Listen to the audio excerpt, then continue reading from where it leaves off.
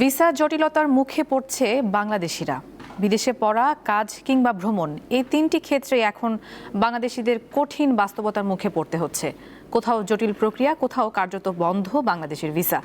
বিশেষজ্ঞরা বলছেন, ভিসা সংকটের জন্য মানহীন শিক্ষা ও অদক্ষতাই দায়ী।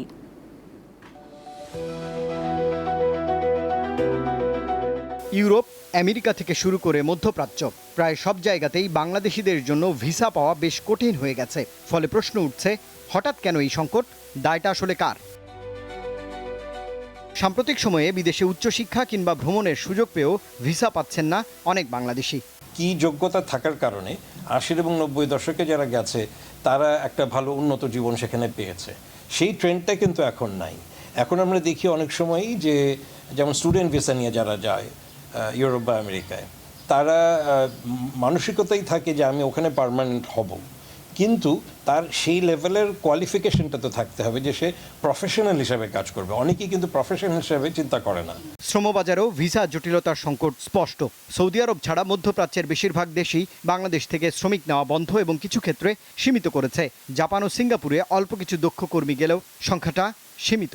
কি কারণে বাজার বন্ধ হয়েছে সেইটা কিন্তু আমরা মূল্যায়ন করি না, বা মূল্যায়ন করা হলেও সেই অনুযায়ী প্রস্তুতিটা থাকে না। বাংলাদেশিদের একটা প্লাস পয়েন্ট আছে যে বাংলাদেশিরা সৎ এবং খাটতে পারে। তো শুধুমাত্র খাটনি দিয়ে কিন্তু সব কাজ হবে না। মধ্যপ্রাচ্যের দেশগুলোতেও কিন্তু এখন টেকনোলজি নির্ভর জায়গায় চলে আসছে, সেটা কনস্ট্রাকশন হোক বা যেগুলো প্রথাগত খাতগুলো আছে, ক্লিনিংয়ের কাজ, কনস্ট্রাকশনের কাজ, এসব জায়গাতেও কিন্তু টেকনোলজি চলে আসছে। এই যোগ্যতাগুলো যদি আমাদের এই ক্লাস 7-8 পাস করা ছেলে মেয়েদের না থাকে, তাহলে কিন্তু তারা ভবিষ্যতে আরও কঠিন হয়ে যাবে। গত ৮ বছরে ইউরোপ থেকে ৪,০০০-এর বেশি বাংলাদেশি দেশে ফেরত এসেছেন। আর যুক্তরাষ্ট্র গত ১ বছরে ৩২২ বাংলাদেশিকে দেশে ফেরত পাঠিয়েছে। পরিসংখ্যান বলছে, পুরো বিশ্ব থেকে গড়ে ১ লাখের বেশি বাংলাদেশি প্রতি বছর জোরপূর্বক ফেরত আসছেন।